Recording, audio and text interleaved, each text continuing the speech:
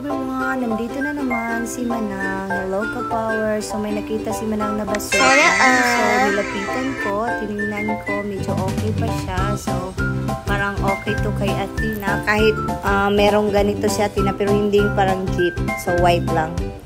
So sayang naman. So napag-isipan ko parang maganda pa to ah. So ginawa ni Manang, kinuha ko agad ang sasakyan at saka pinarking ko dito. A few moments later. Ano paligoy-ligoy si Manang? Tayo na talaga sa sasakyan niya. Kailangan ko ng iwawash ko para maging malinis. So, kailangan kong ibaba. Ito, sobrang ganda ka, Powers. Tingnan nyo naman, sinong mag-aakala niyan? Hindi mo na kailangan bumili. Wala nang arty-arty si Manang dyan. So, iwawash mo na, Manang. Washing mo na. Yan. Kaya, winashingan ko na para maging malinis. Para sa anak ko to. Yan. Oh, sobrang ganda pa.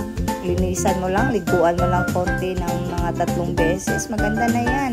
Sa katangahan ni Manang, hindi naisip ni Manang na may battery pala na tapos nakita ko kaya tinanong ko agad yung asawa ko kung tama ba yung ginagawa ko.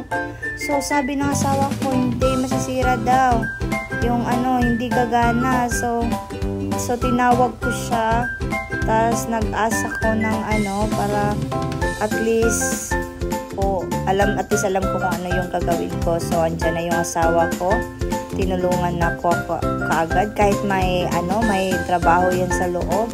So, naghinto talaga siya para tulungan si Manang yan. Sabi niya, hindi to kailangan nabasa. Saka battery, kailangan to tanggalin. Sa katangahan ni Manang, walang alam. Yan. Tinulungan ako ng asawa ko. Salamat.